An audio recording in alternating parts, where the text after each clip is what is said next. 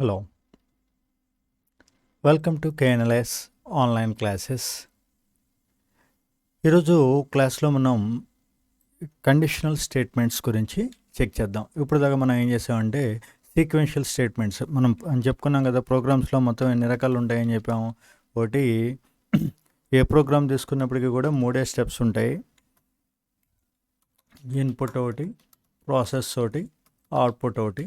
మళ్ళీ తిరిగి ఈ ప్రాసెస్ ఏదైతే ఉందో దీన్ని మనం ఎన్ని రకాల కింద డివైడ్ చేసాం.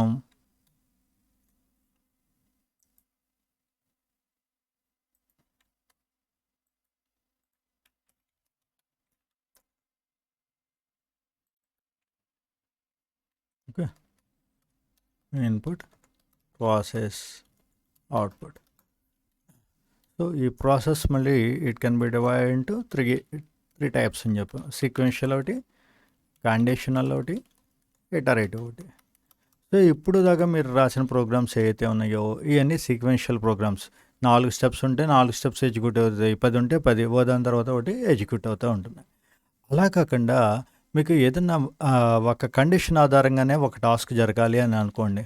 సో అలాంటి సందర్భంలో మనకి కండిషనల్ స్టేట్మెంట్స్ అన్నది యూజ్ అవుతాయి. ఫర్ ఎగ్జాంపుల్, నేను ఎన్ అన్న వాల్యూ ఇచ్చాను. ఇది ఒకసారేమో 4 అని ఇచ్చాను, ఇంకోసారేమో n ఈజ్ ఈక్వల్ టు -4 అని ఇచ్చాను.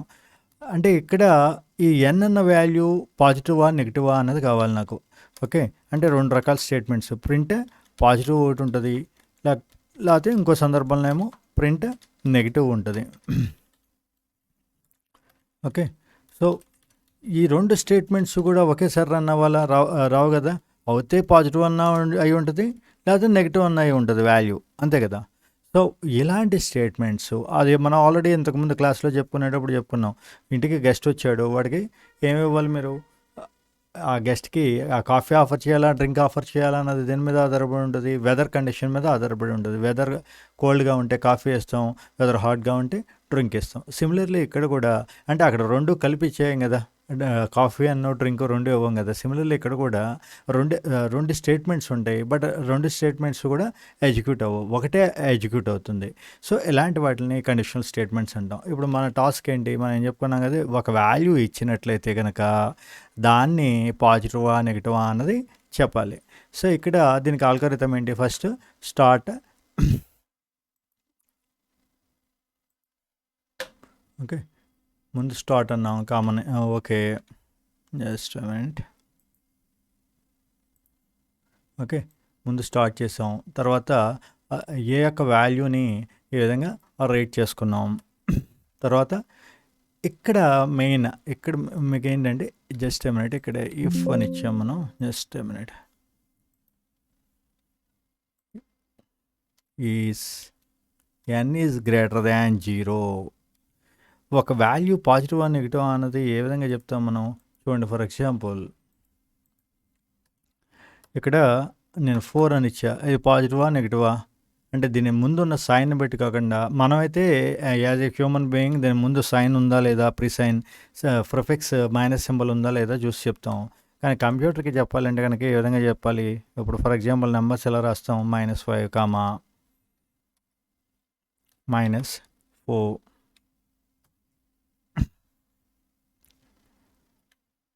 -3, -2, -1, ఓకే, 0, 1, 2, 3, 4. ఓకే, ఇలా వస్తాయి కదా. సో అంటే ఇక్కడ 0కి ముందు ఉన్నాయన్నీ కూడా ఏంటి? నెగిటివ్. 0 తర్వాత ఉన్నాయన్నీ కూడా ఏంటి? Positive symbols. సో మనం ఈ n యొక్క వాల్యూ 0 కన్నా తక్కువ ఉందా, 0 కన్నా ఎక్కువ ఉందా అని చెక్ చేసుకుంటే ఆటోమేటిక్గా అది పాజిటివా నెగిటివా అన్నది మనకు ఐడెంటిఫై అవుతుంది. సో ఇక్కడ మనం ఏం చేసామంటే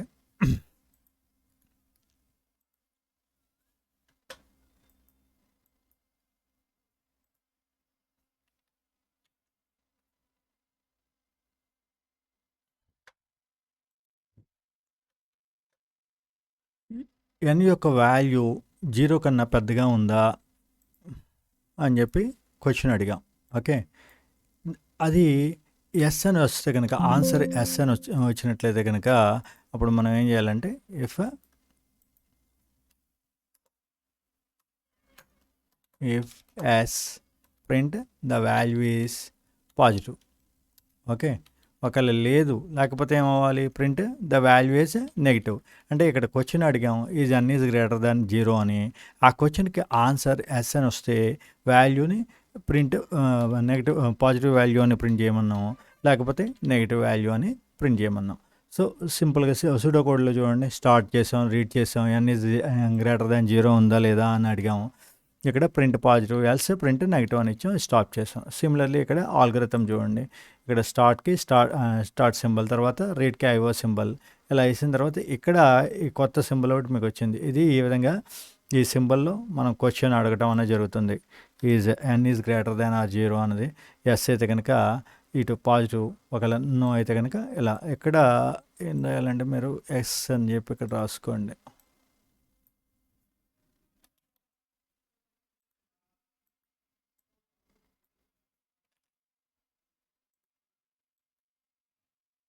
ఓకే, అదేవిధంగా ఇక్కడ నో అయితే కనుక ఏమవ్వాలన్నది, సారీ ఇటు దట్ ఇక్కడ ఓకే కరెక్ట్గా వచ్చింది, ఇక్కడ ఇప్పుడు వాల్యూ తేడా వచ్చింది. ఓకే, ఎస్ అయితే పాజిటివ్, నో అయితే నెగిటివ్. ఏది ప్రింట్ అయినప్పటికీ కూడా ఈ ఫ్లో ఇలా వచ్చి ఇందులోకి వచ్చి స్టాప్ అవ్వాలి అన్నాం. సో దీనికి ప్రోగ్రామ్ ఏంటి అన్నది ఇక్కడ డిఫైన్ చేసి ఇప్పుడు మనం ఏం చేద్దామంటే ప్రోగ్రామ్ ఒకసారి రాసి చూద్దాం. ఇది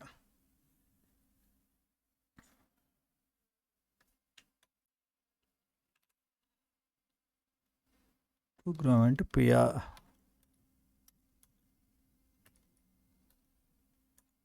ఇది ఒక నేమ్ ఇవ్వండి, పిఎన్ అని ఇచ్చాను, పాజిటివ్ ఆర్ నెగిటివ్ అని. నేను ఇప్పుడు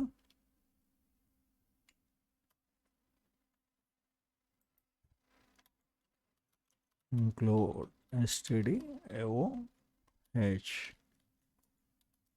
మెయిన్. ఫస్ట్ ఏంటి మనకు కావాల్సిన వేరియబుల్ ఏంటి, ఎన్ అన్నది తీసుకోవాలి. వాడిని printf and value for n.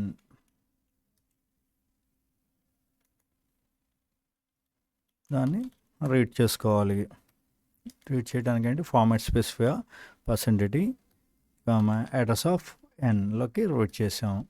Next statement ఏంటి, ఇప్పుడు మనకి ఇక్కడికి ఇది మీరు ఐడెంటిఫై అవ్వడానికి ప్రతిదీ కామెంట్స్ రాసుకోండి. రీడ్ది ఎన్ వాల్యూ, ఇక్కడికి వాల్యూని చెక్ చేయటం అయింది.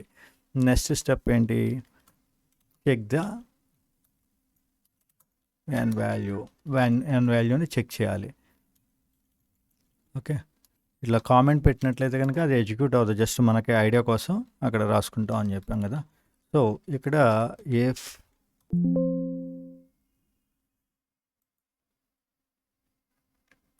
n is greater than 0, printf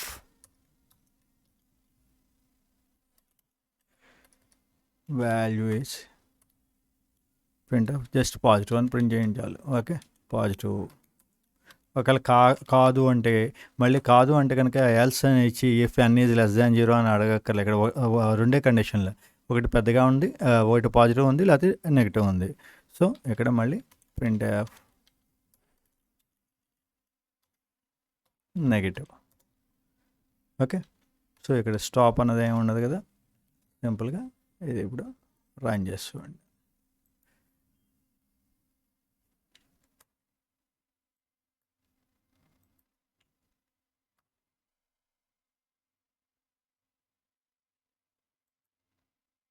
ఇక్కడ ఫస్ట్ 4 ఇచ్చాను, ఏమైంది పాజిటివ్ వచ్చింది. మళ్ళీ ఇప్పుడు మళ్ళీ ఇంకోసారి రన్ చేసాము. ఇక్కడ ఎంటర్ ద వాల్యూ అని కూడా నేను -4 ఇచ్చాను, నెగిటివ్. ఓకే,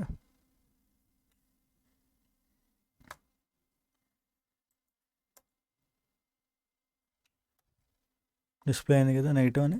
ఇక్కడేమో ఫస్ట్ పాజిటివ్ వాల్యూ వచ్చినప్పుడు పాజిటివ్ అని వచ్చింది, ఇక్కడ నెగిటివ్ వాల్యూ వచ్చినప్పుడు నెగిటివ్ అని వచ్చింది. ఓకే, సో ఇది కండిషన్. అయితే ఇక్కడ మీరు జాగ్రత్తగా ఒకటి గుర్తుంచుకోవాల్సిందంటే ఇఫ్ కండిషన్ తర్వాత ఇక్కడ సెమీకోలన్ పెట్టకూడదు. ఓకే. ఓకే. ఇఫ్ కండిషన్ తర్వాత ఇమ్మీడియట్గా సెమీకోలన్ అనేది ఎట్టి పరిస్థితిలో ఉంచకూడదు. ఇచ్చినట్లయితే కనుక ఏమవుతుందంటే అది ఇది కండిషన్ ట్రూ అయినా ఫాల్స్ అయినా ఆటోమేటిక్గా ఎగ్జిక్యూట్ అయిపోతుంది. ఓకే. సో ఎప్పుడు కూడా ఇఫ్ కండిషన్ అన్నది ఇది కాంపౌండ్ స్టేట్మెంట్. ఇదంతా ఒక విధంగా చెప్పాలంటే ఒకే లైన్లో ఉండాలి, కానీ మనం కన్వీనియంట్ కోసం 2 లైన్స్ కింద తీసుకున్నాం. ఇఫ్ తర్వాత ఇక్కడ సెమీకోలన్ పెట్టినట్లయితే అది ఆ కండిషన్ ట్రూ అయినా ఫాల్స్ అయినా కూడా నెక్స్ట్ స్టేట్మెంట్ ఆటోమేటిక్గా ఎగ్జిక్యూట్ అయిపోతుంది. సో ఇదివరకు మనం చెప్పుకున్నట్టు ఈచ్ అండ్ ఎవరి స్టేట్మెంట్ తర్వాత సెమీకోలన్ అయితే ఇందులో ఉంచకూడదు. ఓకే. సో ఇఫ్ కండిషన్ తర్వాత ఒకటి జస్ట్ మీరు గుర్తుంచుకోవాల్సిన విషయం, సెమీకోలన్ ఎట్టి పరిస్థితిలో ఇవ్వకూడదు. ఓకే. సో ఈ ప్రోగ్రామ్ ఒకసారి ఈ ఆల్గరిథం ఫ్లో చోట రాసుకొని ఈ ప్రోగ్రామ్ ఒకసారి ఎగ్జిక్యూట్ చేసి చూడండి. నెక్స్ట్ దీని ఆధారంగా మీరు మార్క్స్ లిస్ట్ ప్రోగ్రామ్ ఒకటి, కరెంట్ బిల్ ప్రోగ్రామ్ ఒకటి, కొద్దిగా ఇంతకుముందు ఏం రాశారు సీక్వెన్షియల్లో జస్ట్ వాడి మార్క్స్ తీసుకొని ఎన్ని మార్కులు వచ్చినాయి యావరేజ్ ఎంత అన్నది కట్టారు. కానీ ఇప్పుడు మీరు ఏం చేస్తారంటే వాడికి వచ్చిన మార్క్స్ ఆధారంగా వాడు పాస్ అయ్యాడా ఫెయిల్ అయ్యాడా, వాడి గ్రేడ్ ఏంటి, ఇవన్నీ కూడా ఈ సేమ్ ఇఫ్ కండిషన్ ద్వారా చేయొచ్చు. దాన్ని ఒకసారి ఎగ్జిక్యూట్ చేయండి. Thank you and have a nice day.